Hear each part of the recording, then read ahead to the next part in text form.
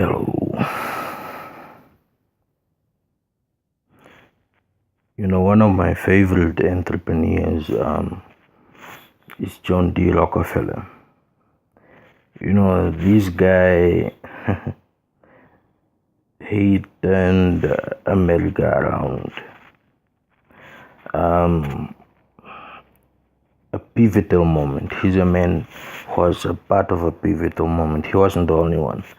By today's standards, he would be a trillionaire. And that's just ridiculous, right? Now, Rockefeller didn't just change business and trade within the United States. He also changed it globally. I think that part gets neglected a lot by people, is that he almost controlled, the world.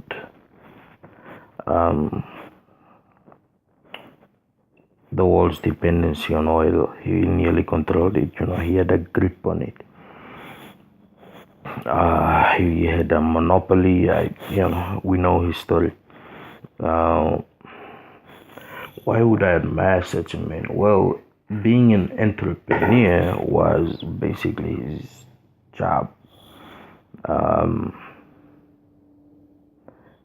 Part of his persona was in it.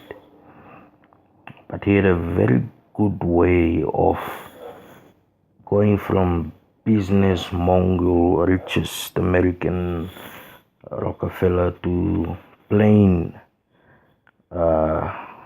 granddad to his kids and husband to his wife.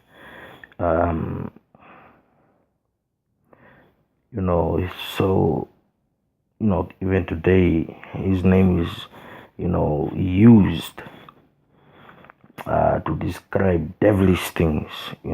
Are you part of the Illuminati? The Rockefellers, there's that mythology behind it, that there's no way that this man could have built such an empire. No way. So it was new to people's eyes. And he was so far ahead that he bankrupted and sent off a lot of people, not only into debt, but poverty. So, that's why he was hated, because he destroyed families. But, that was the business aspect of him. Then there was the Rockefeller. So that was the start of business. He traded globally by his rules. Usually it works the other way around, but he did it by his rules. So he had that commanding presence when it's needed. And today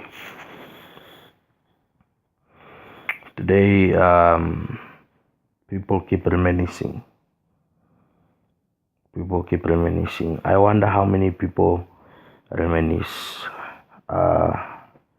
about Rockefeller, not the after the fact, when his family started to donate, because his son, who like in the documentary I watched, had a mental breakdown at the age of 18.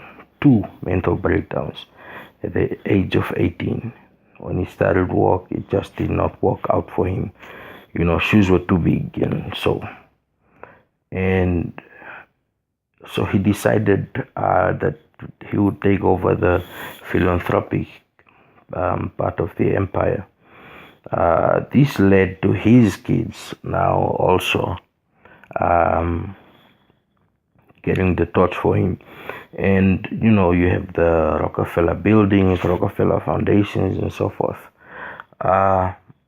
But we're not going to discuss history now, go, into detail.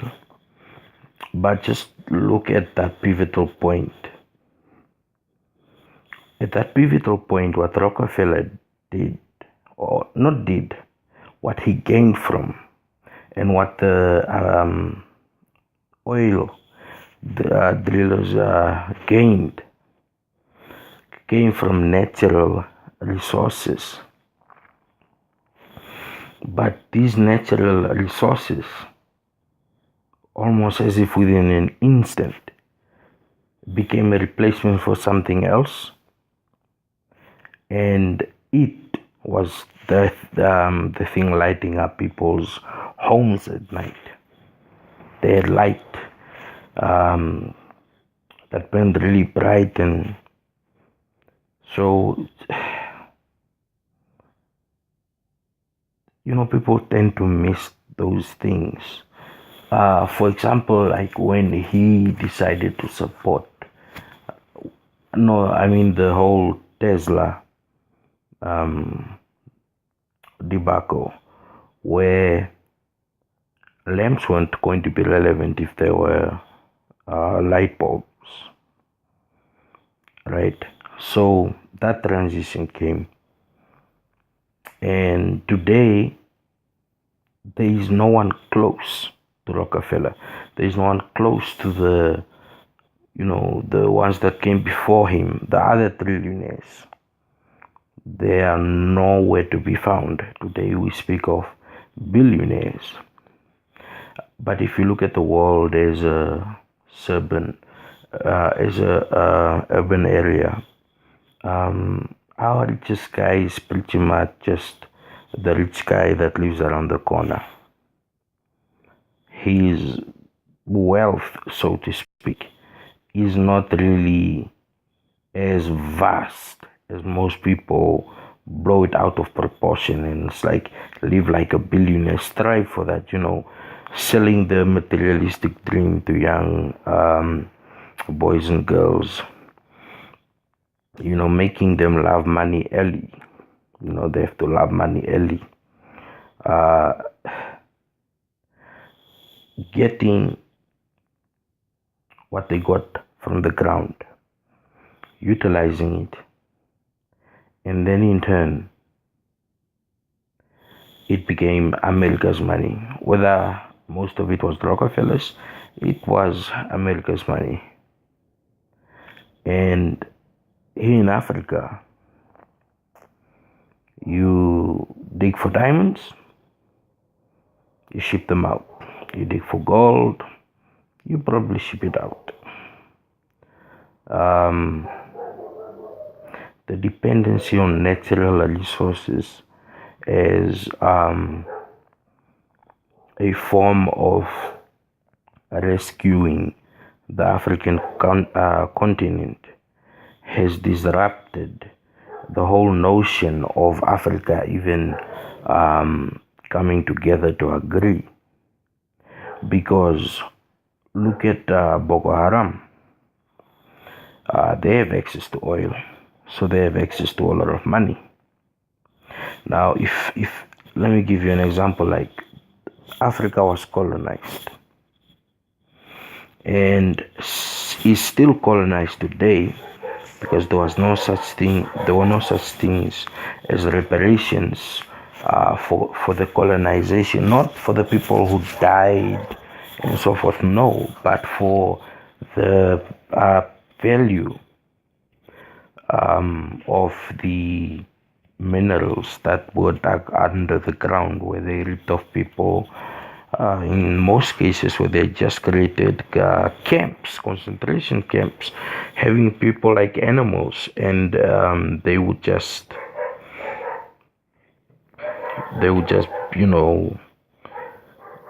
be there, and it wasn't grand. It was good if you were the rich kid. You grew up in a rich household. That's the life you know. There are poor people, and then there are people living in poverty, and the whole middle class and rich guilt is not something that should be there. It's something that should be eradicated completely. And then turning our natural resources into tools. Because the way trade works today, there's a middleman, and they need to be cut. And we have people who don't understand this. They don't understand. Why would you cut off the middleman? Why would you hate communism? Because obviously they are living, breathing examples of how Namibia has lacked to go forward, and the young people are the living testament of the lack of conformity and wanting to push forward and go forward, right? So Africa doesn't have a dependency or crisis in terms of hunger. I mean, these are the pictures that most people see. Some boy drinking dirty water, women collecting maize meal or wheat, anything that's in those bags that the humanitarians drop off in planes, which is actually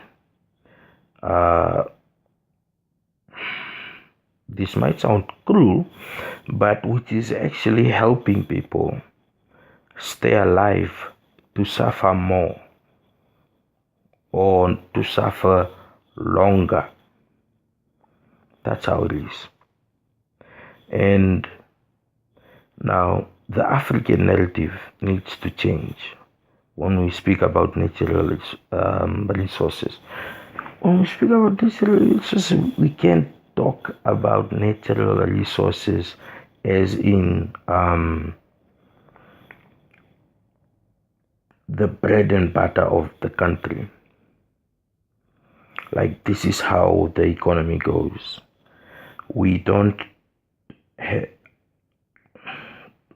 I don't see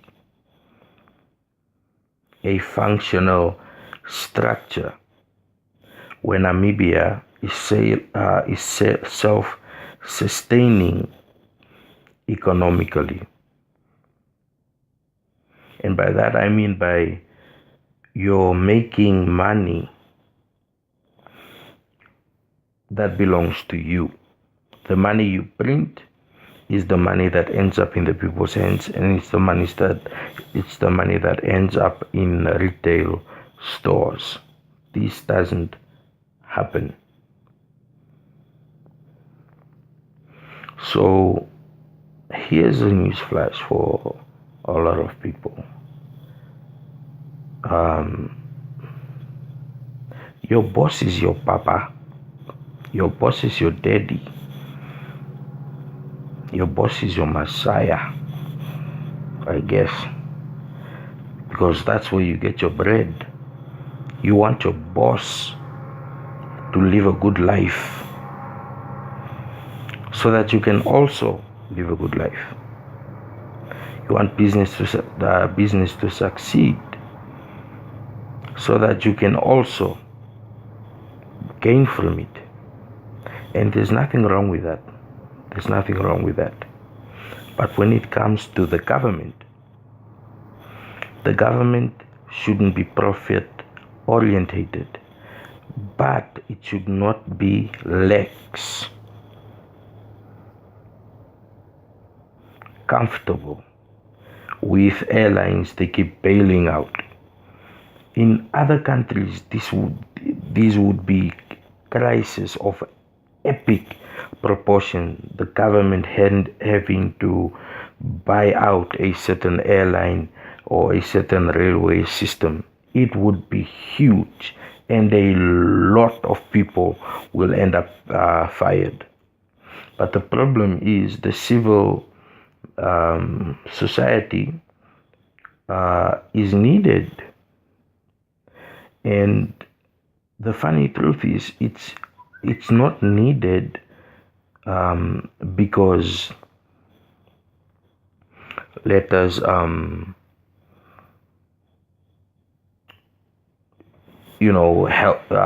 help these people get this money to get this done. It's not for innovation or creation, or no, it's about giving people something to do. That's what a job is. A job is you found something to do.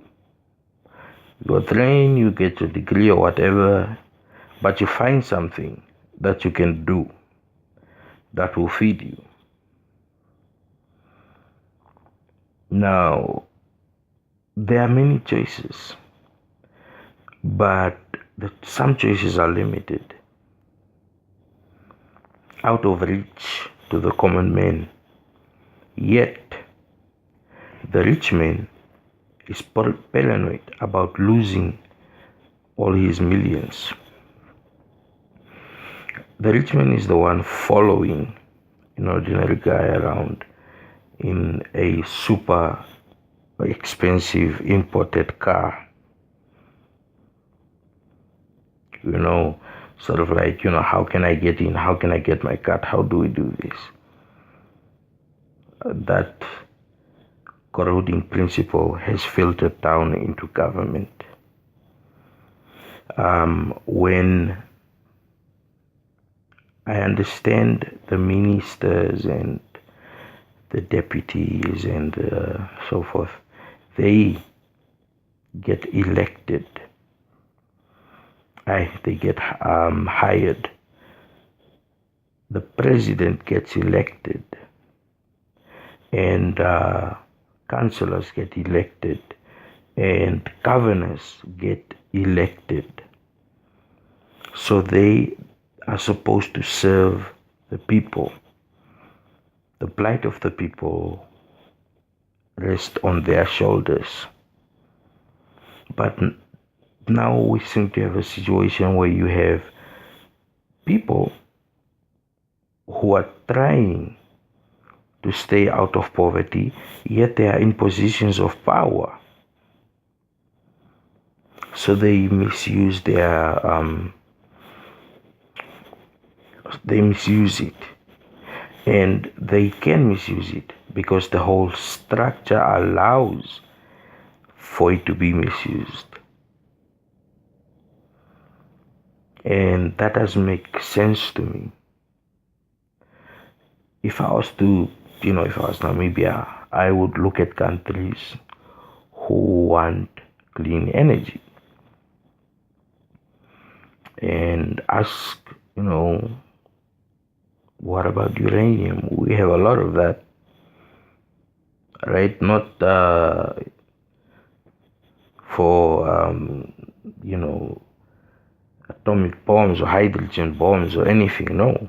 But that would definitely light up. I mean, so what a solar panel can do. Imagine if you had a freaking nuclear power plant that's yours. Would you consider yourself poor? Right, so how do we utilize natural resources? That is the question everybody is asking. The question of how does the metropolis fit in with the rural outskirts? And usually it's the people from the rural outskirts that go to the metropolis to seek a living, to seek bread, feed their families. And that urbanization, in some countries it's less, but it was happening in Europe, and they just ignored it. completely ignored it. It wasn't in the news. It wasn't where you might find it on a funny website. Africans, they won't even say which country. They'll say Africans. Africans drowned while attempting to get to Europe. Now we have Syria,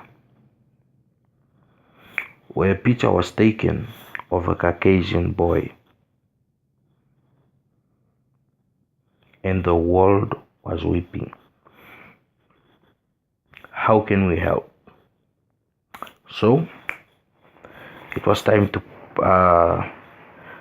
sort of show people that if you create an incurable disease, you must be held accountable for it.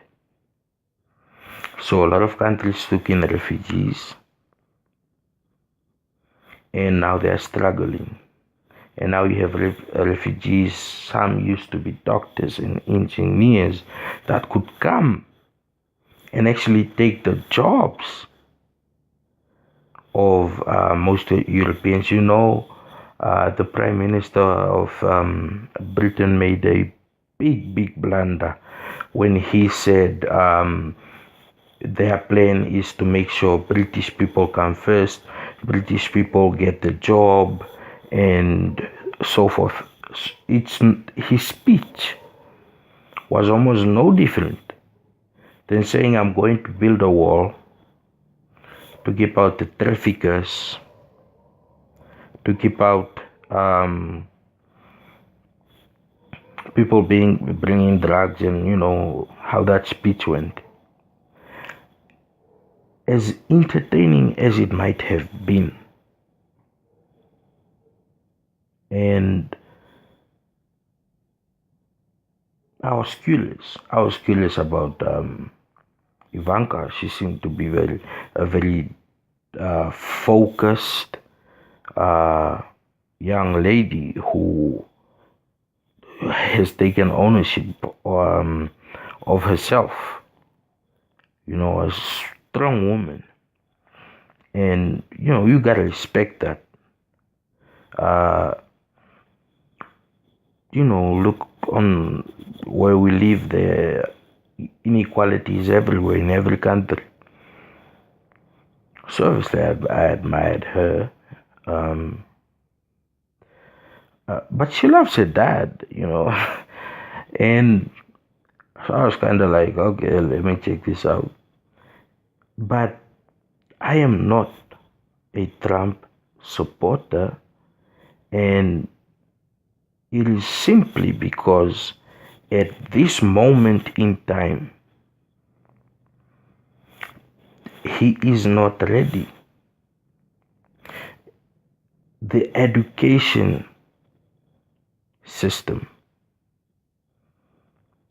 that needs refining, for example, incorporating technology in teaching. When you're teaching kids and you have a projector where they can see 3D images and where they can see exactly what this does and what that does, and so forth. And I don't think he's the guy that will make it so that a child that comes from a poor family can manage to become someone someday. Because most people are taking shortcuts today because they know how the economy works. You have people, in basketball, that's all I do. Football, that's all I do. That's their job.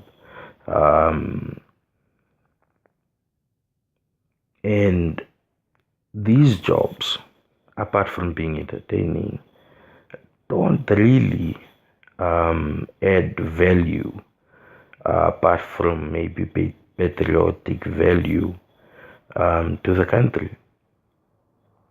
And looking from the outside in,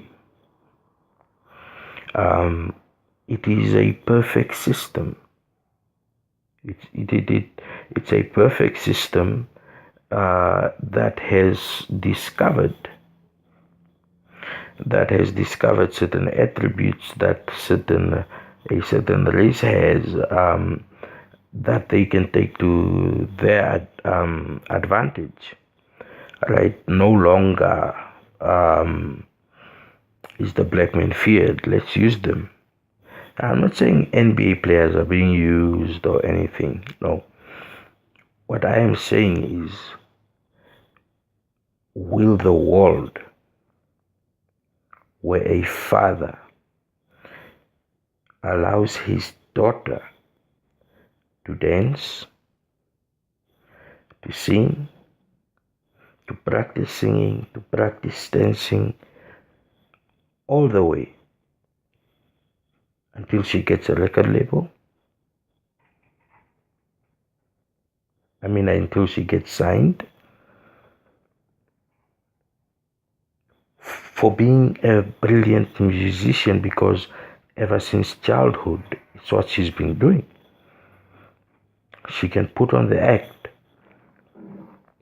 You know, this killed Michael Jackson, because when it came to performing, he was obsessive when it came to dance moves. But there are just so many dance moves that can be created. And by the way, Michael Jackson did not start the moonwalk. That, people were doing that, in you can call them Devons if you like, dancing to the likes of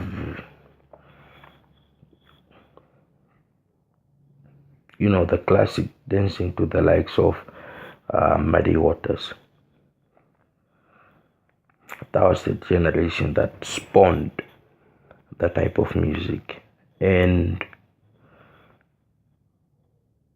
to see everything become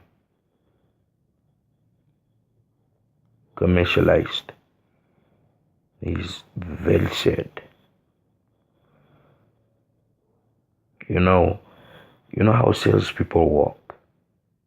When they are selling you something, they are good.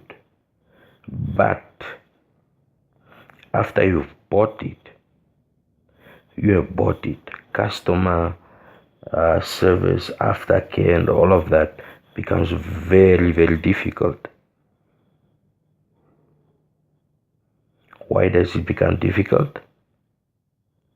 Because the person has already attained what they wanted, and they don't want to make losses. The same marketing concept is going into pharmaceuticals, where drugs are advertised in all manner of fashion, just so that one can become a brand. And when one is a brand, it becomes the only one people trust. It becomes the only one people love and want to have. Options out the window. Excuse me, I'm slightly forgetful.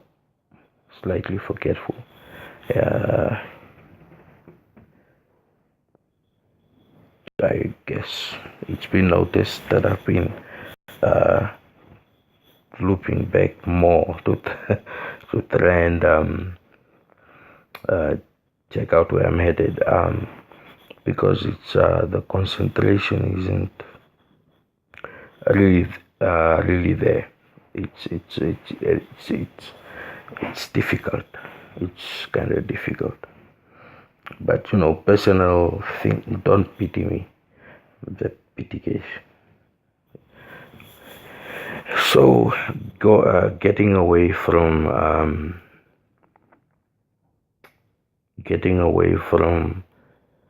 marketing and sales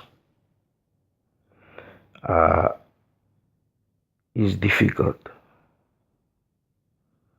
but the principle that's used for marketing and sale is not used in Africa. That's why you don't get things on the cheap here. Everything seems to be getting more and more expensive, and people that are living slightly better than you are suspicious. They are getting money from somewhere. Where are they getting their money from? Trace it. And such things emerge. You're sort of a crook by affiliation at the end of the day, because it's that bad. And this anger has been shown now to be a global anger towards not a government, but governments in general. Kim, the ruler, he went after 35 years. No one has gone there.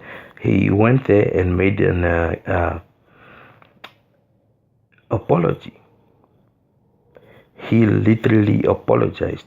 I know the words he used might not seem like an apology, but he was apologizing. He was starting to see a reason. Why? Because the people are starting to see a reason. Why? Because people are starting to realize when you progress, when you regress, it's very hard for you to progress again. So everybody wants to stay ahead in some form, some way. And since we have a global economy now, it's become even tougher for dictatorship countries. Even without the sanctions, the people want to export their goods. The people have access to knowledge, be it by whispers, SMS, whether they're walking underground, but they definitely want a better life for themselves and their children. And this all stemmed from American leadership. It stemmed from American leadership. And the speech that fired me up like never before, when Obama first spoke, when Senator Obama, when he spoke. Today they call it the speech that made Obama president. The words that are loud are those words that say, we are not the red states or blue states. We are the United States of America. And now, since money has gotten into politics, no, let's be frank, let's be realistic. Money has always been in politics. Since that's the case, they have decided to put their foot down and not elect a judge. Now, if an African country was being monitored and did such a thing, they most probably be considered corrupt. So, I'm not a fan of the corrupt party. As much as there are good people in there with good intentions, as much as that's the case, it's still ruled by tradition, and it's tradition of the old. Tradition of the old won't work anymore.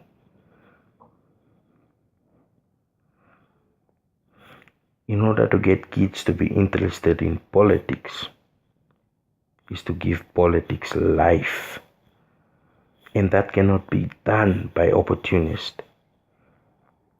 What I felt, the goosebumps when Obama spoke that day, someone else give the speech to someone else and have them read it. It won't have the same effect. That showed charismatic leadership.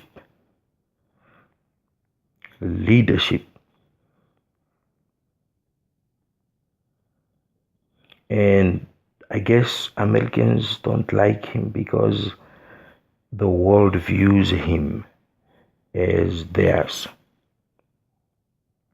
For example, when he goes to Africa, visit African countries, wherever, they would say welcome home. But he grew up in the States. He lived in Chicago for, before, the whole presidency thing came along. So Africa is used to trying to nurture a fake friendship so that they can benefit somehow. And if they are legitimate people with these works, oh dear, then it's a problem. Because when people start to wake up as to the basic principle of what is governance and what are the representatives of the government bodies' duties, their duties. So when these duties are being upheld, I'm seeing corruption.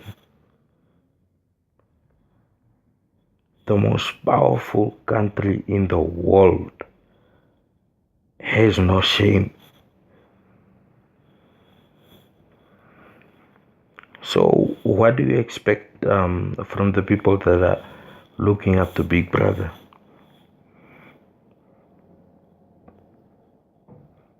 They most definitely would think, if they're doing that, then let's do this. Oh, that's what works. Okay, then let's do that. Following along. So meaning American leadership, it steers the direction in which the entire planet ends up going. Climate change was one. People didn't think that so many countries would actually show and would actually pledge and be willing to sign, because there didn't seem to be immediate benefits, and it's for protecting the future, it's for conservancy, right? So in the future we don't have to move around with masks. And that kind of leadership, like I told you, I saw leadership in Ivanka, sure, not in her father. I think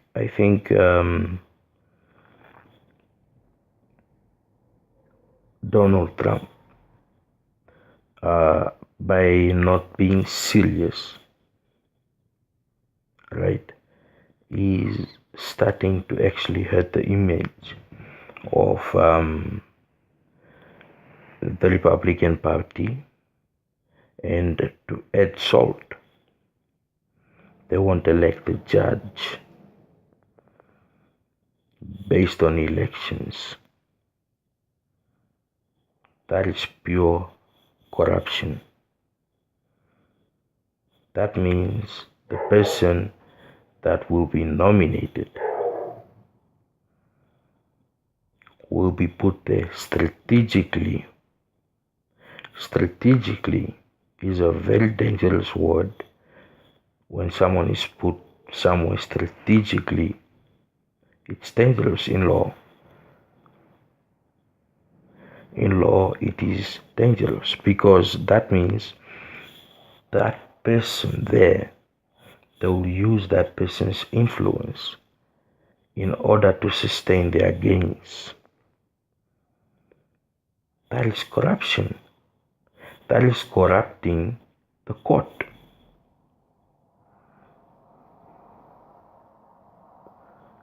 And corruption in itself has been called by many and different names.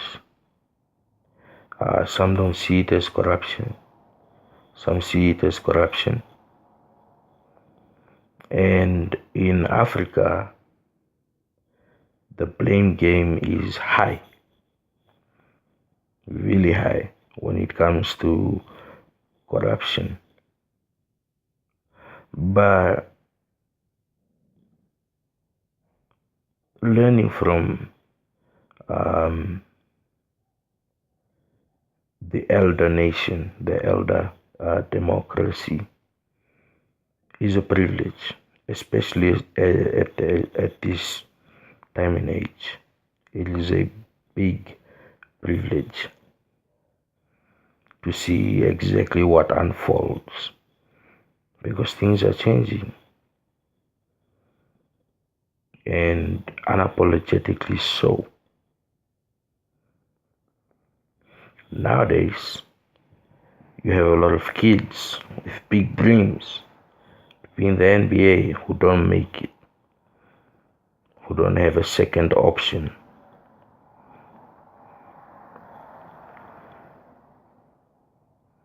Nowadays, the bar for skill has been set so high,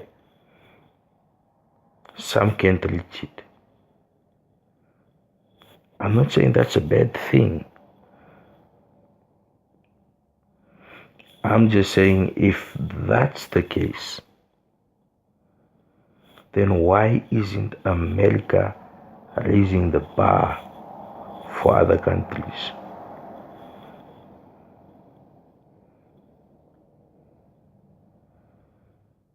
Because they are untouchable and it's due to fear. People are afraid of America. But when it comes to their policies, when it comes to their politics, I have deduced that the way they view democracy is completely different from the way most other countries view democracy. Because there hasn't been a lot of change to make it a stable democracy yet. It wasn't long ago women couldn't vote. Hendrix was shot by the government when he was in his early 20s, leaving his wife a widow. And he was fighting for the people, having soup kitchens and the like. But today, if he was born today, he would be praised. Job well done. So that system, the old system has been tweaked. It hasn't been revamped yet. It hasn't been refreshed. And that's where the younger generation come in. Because they can communicate. They can communicate towards a future that some who call themselves old cannot, apparently. I don't think this is the case. I just believe that if laws are taken seriously globally, laws are taken seriously, then we wouldn't have serious problems. Throwing bags at people to feed them instead of seeds is an insult.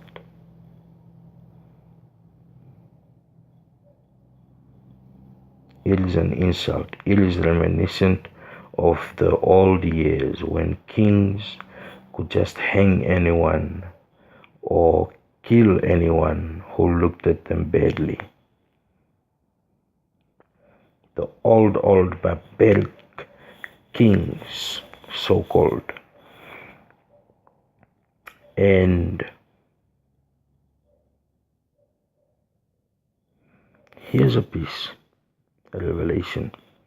Africa didn't have barbaric kings. They always had caring kings and queens.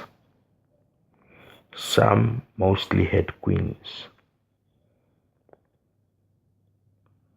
and some had kings. What I've been trying to put across for 47 minutes now, what I've been trying to put across here is the decisions are not the people's, because the thing that is the most dangerous in politics now is marketing.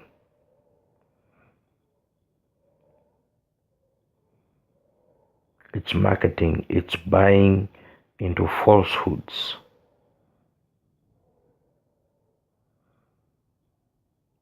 And buying into falsehoods or without a vision or wanting a position for the sake of it is also dangerous.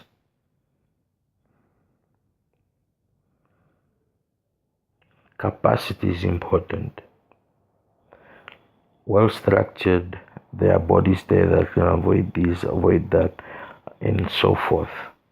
But the problem is there are so many loopholes that the corruption is not traced. In fact, a lot of things get embraced, and